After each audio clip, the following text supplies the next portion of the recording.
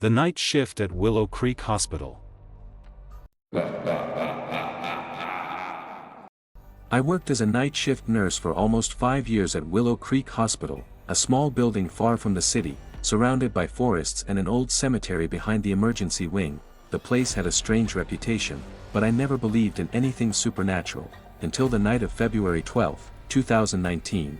That night, the hospital was unusually quiet. No new patients, no alarms, no urgent calls.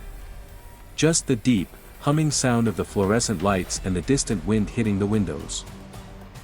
Around 2:17 a.m., I started my routine check of the East Wing, Room 22, Room 23, Room 24. When I reached Room 25, I stopped. The door was half open, which was impossible. Room 25 had been empty for 3 weeks. The patient who stayed there, an old man named Mr. Gregory, had died after a cardiac arrest, and no one had used the room since. Maintenance locked it because the family still hadn't come to collect his belongings. But that night, the door wasn't just unlocked, it was open. I pushed it gently. The room was cold.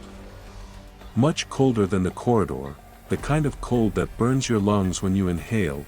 Inside, everything was exactly as it was left. Except for the bed sheets were pulled down, shaped as if someone was lying there. I whispered, "Hello? Anyone here?" No answer, but I swear on my life, I heard the faint sound of breathing, slow, weak, painful breathing, right from the bed. I stepped closer. My hands were shaking, but I had to make sure.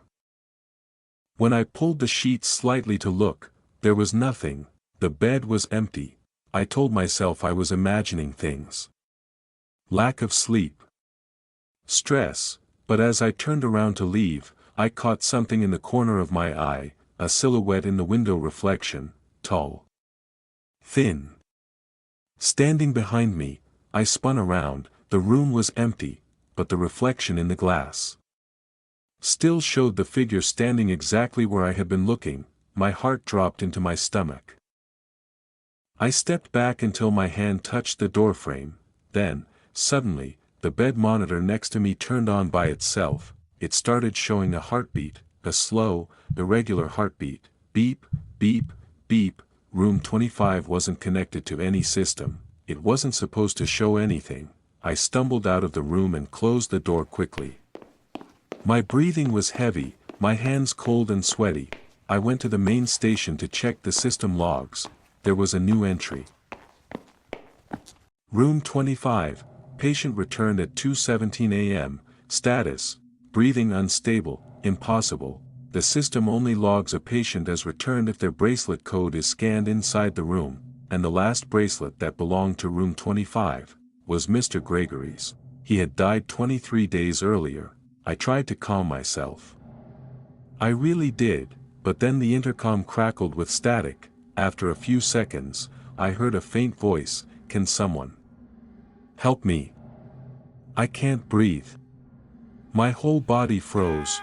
It was his voice.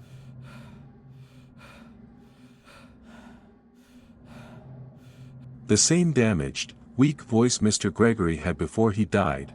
I ran to the security office to check the hallway cameras. The camera for Room 25 was pitch black, as if something was covering the lens.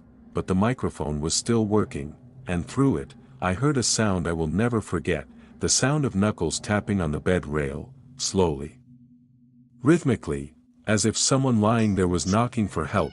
Security refused to open the room. They said they had heard and seen enough in that hospital to know that some doors should stay closed. But I couldn't ignore a patient crying for help, even if he was supposed to be dead, so I went back, alone. When I reached the door of Room 25, the air was freezing. I placed my hand on the handle, counted to 3, and pushed. The room was perfectly still, no breathing, no knocking, no sound at all.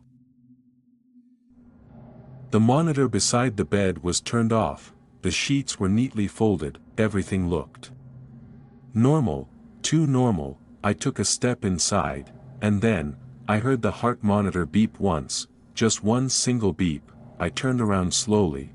The screen was still off. the beep had come. From the chair next to the bed, the chair where Mr. Gregory's daughter used to sit every night while he was dying, something was sitting there.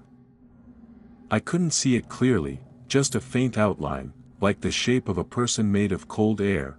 Then, the shape slowly leaned forward, and in a voice that was barely a whisper, it said, "I wasn't ready to leave." The lights flickered violently, the temperature dropped so fast I could see my breath. I backed away toward the door, but before I escaped, I heard one last thing: the bed rails moved, as if someone was gripping them with both hands. I ran out of the room, slammed the door, and didn't look back. When I checked the system minutes later, the log entry had disappeared completely, the camera was working again, everything was normal. I left Willow Creek Hospital 2 months later, but sometimes, late at night, when I'm alone, I still hear that slow, weak knocking, as if someone is calling me back to room 25, as if someone still believes I can help them breathe.